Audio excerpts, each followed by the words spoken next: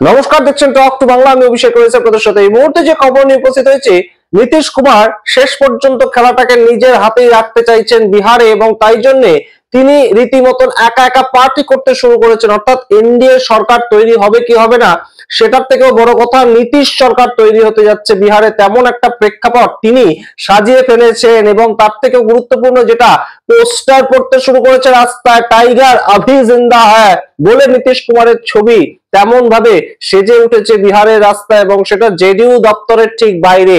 এই ছবিগুলো যখন উঠে আসছে তখন সময়টা হচ্ছে যে রেজাল্ট বেরোনোর কয়েক ঘন্টা আগে আমরা দাঁড়িয়ে আছি এই মুহূর্তে। সেই জায়গায় দাঁড়িয়ে নীতিশ কুমার নিজের বাড়িতে জেডিইউ নেতাদের ডাকছেন এবং পার্টি করছেন, এবং তার সঙ্গে রীতিমতন রণকৌশল ঠিক করছেন। সেটা যেমন একদিকের খবর, অন্যদিকে রাস্তায় ঘুরে বেড়াচ্ছে নীতিশ কুমারের পোস্টার, টাইগার আভি জিন্দা হ্যায়। গুরুত্বপূর্ণ প্রেক্ষাপট নিয়ে আলোচনা করব, নীতিশ কুমারের মাথায় কি ঘুরছে এবং নীতিশ কুমার কার কার সঙ্গে কার কার মাধ্যমে তিনি একদম যোগাযোগ স্থাপন করে চলছেন, কোন প্ল্যান বি তার মাথায় কাজ করছে, এই বক্তব্য এই মুহূর্তে উঠে বেড়াচ্ছে এবং সেই সমস্ত কিছু নিয়ে আলোচনা করব। তার আগে অবশ্যই টক টু বাংলা ইউটিউব চ্যানেলটিকে সাবস্ক্রাইব করে দিন, ভিডিও দেখুন শেষ অবধি স্কিপ না করে। আপনারা জানেন বিহার ভোটে কি হতে চলেছে, শেষ পর্যন্ত ফলাফল কেউ সেটাকে কোনোভাবেই প্রেডিক্ট করতে পারছে না। যত প্রেডিকশন সব গুলিয়ে যাচ্ছে, যতগুলো সমীক্ষা এসেছিল তার থেকে বেশি সমীক্ষা এই মুহূর্তে এইরকম রেজাল্টও নিয়ে আসছে যে আইএনডিআইএ জোট তারা গঠবন্ধন হিসেবে সরকার তৈরি করতে চলেছে, আরজেডি সিঙ্গল লার্জেস্ট পার্টি হিসেবে উঠে আসছে, এবং সেটা আজ তাকের মতন চ্যানেলে দেখাচ্ছে। সেটা আপনাদের সকালেই জানিয়েছি আমরা। এবং এক্সিস মাই ইন্ডিয়া একদম সরাসরি যে সমীক্ষাটা সামনে এসেছে সেটার পর থেকে আর যার হোক না হোক ভারতীয় জনতা পার্টি, তাদের অন্তত রাতের ঘুম আজকে উড়ে যাবেই। তার কারণ বিজেপি থার্ড লার্জেস্ট পার্টি হিসেবে আসতে চলেছে। প্রথমে আরজেডি থাকছে, তারপর জেডিইউ থাকছে, তারপর বিজেপি আসছে। কিন্তু বিভিন্ন যে সমীক্ষা বদলাতে শুরু করেছে, সেখানে সমীকরণগুলো বদলাতে শুরু করেছে। নীতিশ কুমার নিজের মতন করে নতুন রণকৌশল তৈরি করছেন এই মুহূর্তে, তেমন প্রেক্ষাপটই উঠে আসছে। এই মুহূর্তে আপনারা দেখতে পাচ্ছেন পাটনাতে যে জেডিইউ এর কার্যালয়, সেখানে সরাসরি নীতিশ কুমার নিজের ছবি একদম প্রচার করিয়েছেন বলা যায়, এবং সেই ছবিতে লেখা টাইগার আভি জিন্দা হ্যায়। কয়েকদিন আগে আপনাদের মনে থাকবে প্রথম দফা নির্বাচনের পরে আপনাদেরকে খবরও জানিয়েছিলাম, প্রথম দফা নির্বাচনের পরে বিজেপির সদর কার্যালয়ে নীতিশ কুমারের ছবি আনতে হয়েছিল, এবং নীতিশ কুমারকে যে ব্রাত্য করে রাখার বিষয়টা, সেটা প্রথম পক্ষের নির্বাচন হয়ে যাওয়ার পর 6 নভেম্বরের পর থেকে ভারতীয় জনতা পার্টির গোচরে আসে, এবং এখনো পর্যন্ত নীতিশ কুমার তাকে হাতে রেখেছে ভারতীয় জনতা পার্টি। তার কারণ নীতিশ কুমার ছাড়া কোনো মতেই এনডিএ সরকার যে তারা তৈরি করতে পারবে না, সেটা এখনো পর্যন্ত একটা বাস্তব। এবং অবশ্যই যেটা গুরুত্বপূর্ণ ফ্যাক্টর বারংবার উঠে আসছে যে নীতিশ কুমার নিজের বাড়িতে একটা ভোজ রেখেছিলেন। ভোজ রাখা বলতে বিহারে বিভিন্ন নেতা মন্ত্রীরা জনসংযোগ করার জন্য নিজেদের বাড়িতে কখনো লাঞ্চ পার্টি, কখনো ডিনার পার্টি এগুলো রাখেন। নীতিশ কুমার ঠিক তেমন কাজটাই করেছিলেন দ্বিতীয় দফা নির্বাচন হয়ে যাওয়ার পরে, যখন তার কাছে সমস্ত রিপোর্ট চলে এসেছে সেই সময়। এবং তার মধ্যে কাকে ডাকেননি সেটা শুনবেন, সঞ্জয় ঝাকে ডাকেননি নীতিশ কুমার। সঞ্জয় ঝা এখনো পর্যন্ত জেডিইউ এর সভাপতি, রাজ্যের সভাপতি, বিহারে জেডিইউ এর রাজ্যের সভাপতি সঞ্জয় ঝা, তাকে ডাকাই হলো না সেই পার্টিতে। তার কারণ হিসেবে অনেকেই মনে করছেন ইদানিং কালে সঞ্জয় ঝা খুব বেশি অমিত শাহ প্রীতি দেখাচ্ছিলেন, এবং অমিত শাহের সঙ্গে তার যে সম্পর্ক সেইটা কোথাও গিয়ে নীতিশ কুমার খুব তার সম্বন্ধে ওয়াকিবহল। তাই জন্য কোনো মতেই তিনি সঞ্জয় ঝাকে ডাকলেন না। তিনি বহু মানুষকে ডেকেছিলেন, এবং তার মধ্যে অন্যতম গুরুত্বপূর্ণ নেতা লল্লন সিং, সেই লল্লন সিং এর বাড়িতেও গিয়েছিলেন নীতিশ কুমার।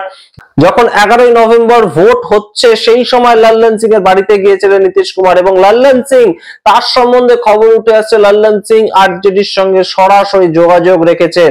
জেডিইউ নেতা, কিন্তু তিনি আরজেডি এবং তেজস্বী যাদবের ক্যাম্পের সঙ্গে সরাসরি যোগাযোগ রেখে চলছেন। সেই লল্লন সিং ডাক পেয়েছিলেন নীতিশ কুমারের বাড়িতে। তার পরবর্তীতে ডাক পেয়েছিলেন বিজেন্দ্র যাদব এবং তার সঙ্গে বিজয় চৌধুরী এবং মনীষ ভার্মার মতন গুরুত্বপূর্ণ নেতারা, যারা এই যে মনীষ ভার্মা, তিনি সরাসরি কিন্তু নীতিশ কুমারকে আত্মসহায়কের জায়গা থেকে সব সময় একদম আধিকারিক ছিলেন, আইএএস অফিসার ছিলেন, তার পরবর্তীতে নীতিশ কুমারের পার্টি জয়েন করেন এবং তাকে পরামর্শদাতা হিসেবে কাজ করেন। সেই মনীষ ভার্মা, তাকেও ডাকা হয়েছিল এবং গুরুত্বপূর্ণ একটা বৈঠক হয় এবং যার মাধ্যমে নতুন রণকৌশলের ছবি উঠে আসছে এই মুহূর্তে। টাইগার আভি জিন্দা হ্যাঁ, কিসের একটা ইঙ্গিত এই মুহূর্তে উঠে আসছে বিহার থেকে? অবশ্যই আমরা এই মুহূর্তে সেটা জানি না। আগামীকাল আর কয়েক ঘন্টার ব্যবধানে যখন ব্যালট বাক্স প্রথম খোলা হবে তখন সমস্ত উত্তর আমরা খোঁজার চেষ্টা করব। কে জিতছে কে হারছে কখনোই বলা সম্ভব নয়। এই মুহূর্তে বিহারের যে ভোটিংটা হয়েছে, সবচেয়ে বেশি ভোটিং হয়েছে, বাম্পার ভোট হয়েছে এই মুহূর্তে এবং দুটো গঠবন্ধন প্রত্যেকেই তারা জেতার আশা করছে। আরজেডির তরফ থেকে বিভিন্ন রকম তৈরি যেমন শুরু হয়ে গিয়েছে, তারা প্রস্তুত একদম সরাসরি জয়টাকে নিশ্চিত করে তারা পার্টিসিপেট করবে জয়ের আনন্দে।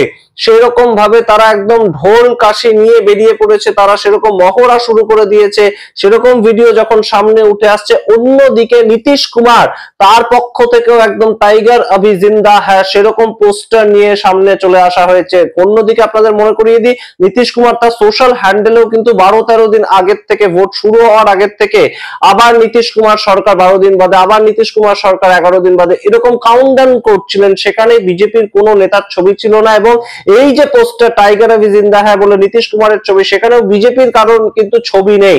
তাই নীতিশ কুমার কার সঙ্গে সরকার তৈরি করবেন এটা কিন্তু একটা বড়সড় প্রশ্ন। আরজেডি সিঙ্গেল লার্জেস্ট পার্টি হতে যাচ্ছে। নীতিশ কুমার বেশ খানিকটা ভালো পারফর্ম করছে। প্রত্যেকটা যারা এক্সিট পোল দিয়েছে তাদের সবার একই বক্তব্য, কিন্তু ভারতীয় জনতা পার্টি তারা ভালো পারফর্ম করছে না এবারে। এলজেপিআর তারা ভালো পারফর্ম করছে না এবারে। এই বিষয়গুলো কিন্তু একদম বর্তমান। তাই জন্য ভারতীয় জনতা পার্টি এবং এলজেপিআর তাদেরই চাপ হওয়ার একটা প্রেক্ষাপট হবে। কোনোভাবেই নীতিশ কুমারের যে চাপ হবে না সেটা সামগ্রিকভাবে কিন্তু বলে দেওয়া যায়। আগামীকাল যখন প্রথমে একদম সরাসরি ব্যালট পেপার খোলা হবে এবং তার পরবর্তীতে ইভিএম মেশিন খোলা হবে, সমস্তটা যখন শেষ পর্যন্ত কাউন্টিং হবে আগামীকাল বিকেল 5টার সময়, কার মুখে শেষ হাসি থাকছে অত সহজে কিন্তু এখনই বলা যাচ্ছে না। কারণ নীতিশ কুমারকে যদি এখনো পর্যন্ত গুরুত্বপূর্ণভাবে বলে দিই আমরা, নীতিশ কুমারকে যদি মুখ্যমন্ত্রী হিসাবে শেষ পর্যন্ত অমিত শাহ ডিক্লেয়ার না করেন, নীতিশ কুমার কিন্তু থাকবেন না এনডিএ তে। এটা একদম 100% এরকমই একটা ধারণা কিন্তু রীতিমতন করা যায় এবং রাজনৈতিক পর্যবেক্ষকরাও তাই করছেন।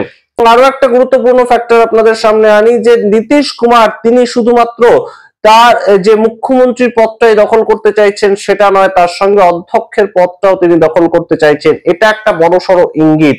এই কথাটা তিনি তার ঘনিষ্ঠ মহল অলরেডি বলেছেন। এই যে পার্টিটা তিনি দিয়েছিলেন তার নিজের বাড়িতে, সেখানে তিনি অলরেডি বলেছেন এবং সেই প্ল্যানটা কেন সেটা কিন্তু অনেকেই মনে করছেন যে তাহলে তার হাতে সম্পূর্ণ কন্ট্রোলটা থাকবে বিধানসভায়। তিনি যে কোনো সময় এদিক থেকে ওদিকে ফ্লিপ করে যাওয়ার যে প্রেক্ষাপটটা সেটা তৈরি করে রাখলেন। এইটা যদি হয়ে থাকে তাহলে কিন্তু অবশ্যই এই মুহূর্তে আইএনডিআইএ জোট এবং তার সঙ্গে এনডিএ জোট, তাদের দুজনের কপালে যা নির্ণায়ক ভূমিকাই হোক না কেন সেটা নীতিশ কুমার রচনা করবেন, এরকম একটা প্রেক্ষিত তৈরি হবে। সুতরাং সমস্তটা মিলিয়ে নীতিশ কুমারের হাত ছাড়া কোনো মতেই বিহার হচ্ছে না, তেমন একটা প্রেক্ষিত যখন উঠে আসছে। অন্যদিকে 122টা ম্যাজিক ফিগারে পৌঁছবে ইন্ডিয়া অ্যালায়েন্স, সেই কথাটাও তেজস্বী যাদব একদম জোর খাটিয়ে বলছেন। এখন শেষ পর্যন্ত দেখার বিষয় এটাই যে শেষ পর্যন্ত হাসিটা কে হাসেন, নীতিশ কুমার নাকি তেজস্বী যাদব? অমিত শাহ যে শেষ হাসি হাসবেন না সেটা কিন্তু এই মুহূর্তে অনেকটাই বিহারের আকাশে বাতাসে রটে বেড়াচ্ছে। আপনারা কি মনে করেন অবশ্যই কমেন্ট বক্সে কমেন্ট করুন। দেখতে থাকুন টক টু বাংলা। অবশ্যই টক টু বাংলা ইউটিউব চ্যানেলকে সাবস্ক্রাইব করে দিন। ধন্যবাদ।